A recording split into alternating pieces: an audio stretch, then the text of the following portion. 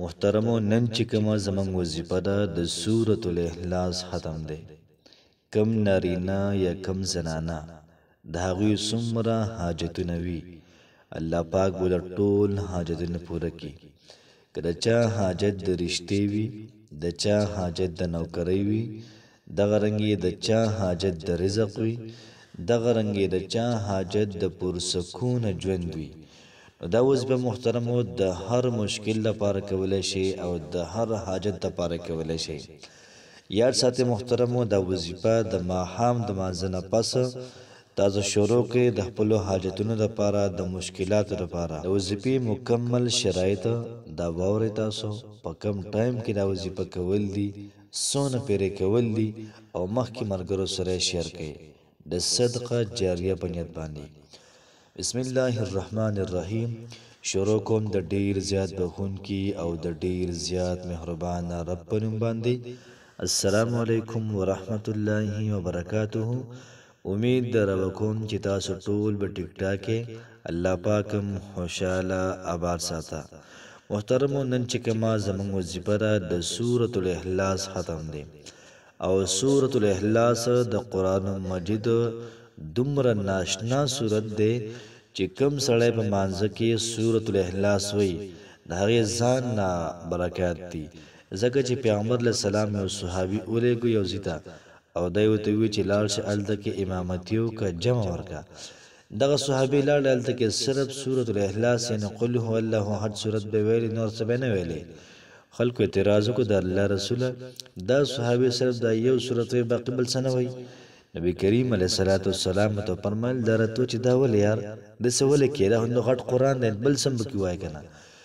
دغه صحابي ورته وویل چې د الله رسوله زما سورة الاخلاص سره محبت دی. نبی کریم علیه الصلاة والسلام ته فرمیل چې د سورة الاخلاص دا کوم محبت دی دا به تا جنت ته بوځي. کم سړی درې پیرې ووایي الله پاک وله د مکمل قرآن د ختم ثواب ورکوي.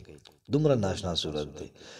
او کم سړی چې مانځه کې محترمو په یو رکعت کې د وایي نو پته لګي چې د لسو سپارو عمره ثواب ته میلاو شو. په دویم رکعت کې مو کې ورپسې د لسو سپارو دغه رنګې ورپسې بل رکعت کې مې بلکې نو څومره چې موږ سیوا وایو نو الله پاک موږ ته ثواب دا ورکوي. نن چې محترمو زموږ کومه وظیفه ده نو دا وظیفه د دې حوالې سره ده که د چا حاجات وي او دا پوره کېږي نه، د چا مشکلات دي دا پوره کېږي نه، یا دا مشکلات ختمیږي نه، اضافه کېږي محترم په دې مشکلاتو کې. دغه رنګې د چا نوکري په کار وي، د چا د رشتې مسله وي، د چا د محبت مسله وي، د چا د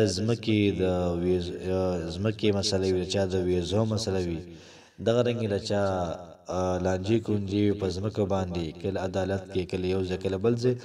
نو ژوند د محترم په دار شوی وي د پرسکونه ژوند دپاره د ښځو خاوند د محبت دپاره تاسو دا وظیفه وکړئ. یاد ساتئ تاسو به سورة الاخلاص دا وظیفه د ماښام د مانځه نه پس کوئ، د ماښام د مانځه نه پس. او یاد ساتئ چې دا وظیفه هر نارینه کولی شي. هغه زنانه به دا وظیفه کوي چې کومې زنانه د خیز نه پاکي. ځکه بعضې وخت کې د خیز او د نفاس په وخت کې مونځ کول دا هم ټیک نه وي، د قرآن مجید تلاوت کول دا هم صحیح نه وي. لکه بیل بیل ټکې موږ وایو بیا ټیک ده، خو په هغې باندې ټایم ډېر زیات لګي. نو کوشش وکړئ چې د ماهوارې په دوران کې دا وظیفه ونه کوئ. بالکل صفا حالت کې تاسو دا وظیفه شروع کړئ.